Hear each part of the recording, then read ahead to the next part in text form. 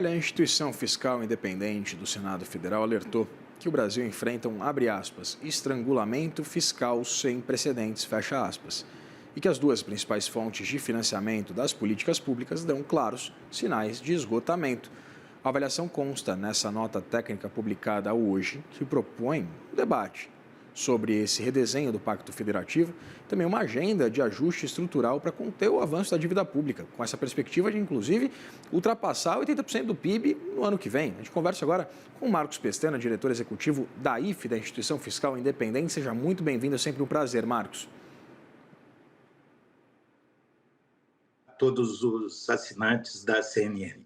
Marcos, queria começar exatamente detalhando esse momento que a gente está vivendo com a perspectiva agora. O governo tinha essa leitura de que a medida provisória poderia trazer um incremento do ponto de vista de arrecadação da ordem de 20 bilhões de reais para o ano que vem. Essa medida provisória com a qual o governo já contava quando consolidou o orçamento público, né? A proposta, o projeto de lei do orçamento anual que foi apresentado ao Congresso Nacional. E agora? Vitor, nós temos conversado, o Brasil tem uma doença, que é o desequilíbrio fiscal. E se manifesta de várias formas. O desequilíbrio fiscal impacta na inflação, na taxa de juros, no ritmo de crescimento da economia. Não é uma doença aguda, como um infarto, um AVC, um trauma profundo, mas é uma doença tipo diabetes. Vai minando o doente, a economia brasileira, tirando a perspectiva de desenvolvimento sustentado. E aí, cada batalha dessas, o reequilíbrio está em jogo. O nosso estudo mostra que a carga tributária já é muito alta comparado com os países latino-americanos e emergentes, e que também o endividamento está sendo um mecanismo cada vez mais apontando para o seu esgotamento. E agora o Congresso tem demonstrado, não é agora, no decreto legislativo que cancelou o aumento do IOF e acabou sendo parcialmente revertido pelo Supremo, o Congresso se manifestou contra o aumento da carga tributária. Na reforma tributária tem um dispositivo lá na reforma que é uma trava. Se a mudança dos impostos, a introdução do imposto de valor agregado, a modernização dos impostos sobre consumo resultar em aumento de carga, tem que devolver para a sociedade. E agora essa medida provisória foi derrotada. E aí mistura visões, interesses divergentes e o governo contava com esse dinheiro. Ele tem insistido em ajustar só com aumento de tributos e não com corte de despesas. E o Congresso, por diversas vezes, não foi só agora, disse nem mais R$1 de aumento de impostos. A IFE não tem opinião, não emite opinião sobre a qualidade de uma proposta ou outra. Mas eu, pessoalmente, acho que ali tem muitas coisas emboladas. Quer dizer, a tributação da LCA, a bancada do agronegócio se mobilizou contra. Eu sou absolutamente a favor de tributar pesado as bets.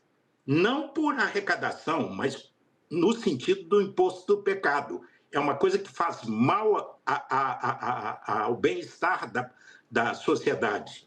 Então, é uma coisa muito complexa. O Congresso tem dado todas as condições, até agora, desde a PEC da transição, todas as condições de governabilidade econômica têm sido dadas pelo Congresso, exceto naquele decreto legislativo que barrou o aumento da IOF, e aí o Supremo arbitrou, e agora essa medida provisória que aumentava fintechs, que aumentava o imposto sobre bets, que tributava títulos financeiros que eram isentos, como a LCA e a LCI. É uma questão onde a política e a economia se encontram. Marcos, e aí? O que o governo pode fazer exatamente para cumprir com a meta, né, no ano que vem? Porque a gente está falando de um incremento de cerca de 20 bilhões, né, depois com as revisões caiu para 17 bilhões, mas é um montante bastante significativo. A gente sabe que não tem ali uma afeição muito grande da atual gestão por uma revisão do ponto de vista dos gastos, mas como é que o governo vai fazer para fechar as contas, para, inclusive, respeitar a lei que o próprio governo apresentou, né, que foi essa nova regra fiscal proposta pelo novo arcabouço fiscal. Vitor, é inevitável um ajuste pela despesa. Mais cedo ou mais tarde, a realidade vai se apresentar. O mágico que está no palco sempre tem um coelho na cartola, mas o estoque de mágicas, a Receita Federal, por exemplo, tem lá um banco de projetos para aumentar a arrecadação. Você tem sempre iniciativas que quem está no governo pode tomar. O governo vai ter que correr atrás disso, porque essa receita, as receitas que seriam geradas por essa medida provisória, estão na proposta orçamentária para 2026. E já vai fazer falta agora nesse finalzinho de 2025. Então, o governo vai tomar atitudes para compensar. Mas, como eu disse, endividamento e aumento da carga tributária estão se esgotando como mecanismo de financiamento da máquina pública, dos investimentos e do custeio das políticas públicas. Então, eu tenho para mim que será inevitável, em 2027, seja qual for o presidente da República, o presidente Lula reeleito ou qualquer opositor, está endereçada uma profunda reforma fiscal que repense a estrutura de tributos e gastos no Brasil. A gente tem aqui nesses números das projeções da IFE uma perspectiva de que a dívida bruta do governo geral, né, a União, Estados e Municípios, deve atingir 82,4% em 2026. Queria uma análise sua acerca exatamente desse incremento do ponto de vista da dívida pública, mas também voltar a falar sobre o orçamento com essa correlação entre, por exemplo, uma série de outras medidas que não compõem, né, a regra fiscal, né, os gastos para que o governo obedeça aos ditames propostos por ele mesmo, mas com essa correlação, na verdade, entre aquilo que foi retirado das regras da nova regra fiscal, junto com esse incremento do ponto de vista de dívida pública. O novo arcabouço fiscal, ele é factível? Ele virou uma regra de folhetim? Olha, arcabouço fiscal tem que cumprir duas funções. Primeiro, disciplinar o gasto, reequilibrar as contas quando elas estão desequilibradas. Segundo, ancorar a expectativa. O investidor tem que ter segurança que vai comprar um título do Tesouro Nacional Brasileiro e que aquele título é seguro. A dívida pública é solvível, ela é crível, factível, segura, não vai ter calote, não vai ter moratória. Então, o arcabouço tem que desempenhar esse papel. Na verdade, o Brasil sempre é débil na fixação de regras fiscais. O antigo teto de gastos da época do governo Temer, ao longo dos anos, foi se transformando num teto cheio de goteiras, e até que se esgotou. Foi votado um novo arcabouço em 2023 para substituir o teto de gastos. O que aconteceu? No primeiro ano, 2024, se mudaram as metas. Foi rebaixada, aquele patamar foi rebaixado das metas fixadas na Lei de Diretriz Orçamentária. O que aconteceu no quarto ano, 2025 agora? Retiraram totalmente, a partir de 2027, do teto de gastos, os precatórios e parcialmente da meta fiscal. Então, não adianta, porque os agentes econômicos que precisam ter as expectativas ancoradas sabem fazer conta. Não adianta tirar número para lá, botar número para cá, porque todo mundo do mercado, aqueles que compram e financiam o déficit do governo, sabem fazer conta. Então, não adianta permanecer no auto-engano. Você precisa fazer um verdadeiro ajuste fiscal. Em relação à dívida, que é parte do arcabouço, deveria ser, porque na União Europeia, o arcabouço europeu prevê duas coisas. Déficit máximo de déficit nominal, não é primário. O Brasil é viciado em raciocinar só déficit primário, tirando a conta financeira do ar. Lá na União Europeia, você tem todos os países da União Europeia têm como parâmetro, como objetivo, 3% de déficit nominal e até 60% do PIB de dívida bruta. Nos Estados Unidos, a gente está vendo o shutdown lá. Lá o mecanismo é diferente, as consequências são imediatas. O governo quer gastar mais, aumentar o déficit, ele tem que pedir autorização ao Congresso. O Congresso pode dar ou não, e quando não dá, tem o shutdown. Paralisa boa parte da máquina pública para cortar gastos imediatamente. Tem servidor público de setor não essencial que vai para casa sem salário. Então, se estabelece um impasse com consequências imediatas.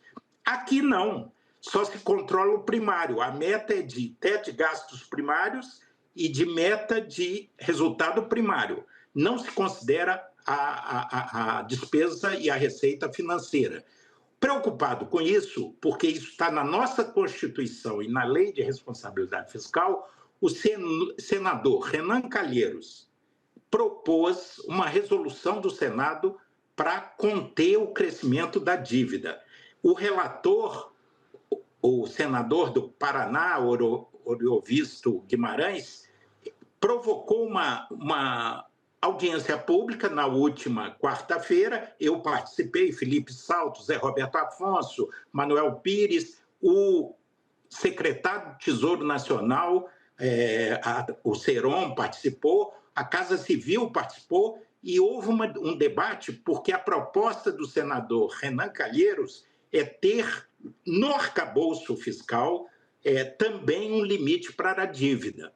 Então, as instituições estão operando, tentando aperfeiçoar, mas o Brasil não tem sido eficiente. Só que essa doença crônica, que vai minando, lenta, progressivamente, e traz consequências muito ruins para as gerações futuras e para o desenvolvimento brasileiro, tem uma hora que não adianta empurrar com a barriga e adiar soluções. E esse dia está chegando. Marcos, para 2027, né, a gente tem bastante preocupação, porque um dos aspectos citados nessa nota técnica publicada pela IFE envolve esse novo regulamento para os precatórios. Mas para 2027, né, a gente tem essa perspectiva de um não desconto, né, ou melhor, de uma reinserção dos precatórios na composição da meta fiscal, que vai praticamente fazer sumir qualquer tipo também de recurso discricionário do governo.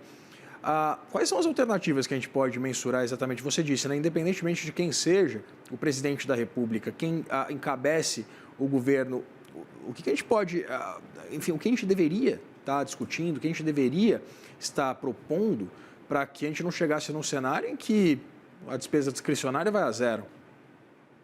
Vitor, você mencionou bem, o próprio governo, na proposta de lei de diretrizes orçamentárias para 26, no anexo de metas fiscais, reconhece o estrangulamento absoluto e crescente a partir de 2027.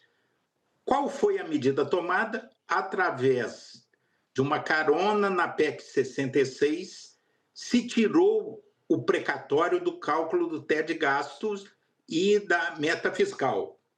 Então, o governo brasileiro, seja ele quem for o presidente, vai ter uma folga na meta de cerca, a gente calcula em torno de 115 bilhões de reais. Então, aquele estrangulamento, que seria absoluto, investimento zero, estrangulamento do financiamento da máquina, do custeio das políticas públicas, isso foi sanado tirando uma determinada despesa, que é a de precatórios, que, para o nosso espectador entender, são decisões judiciais contra o governo, são dívidas formadas ao longo do tempo que foram...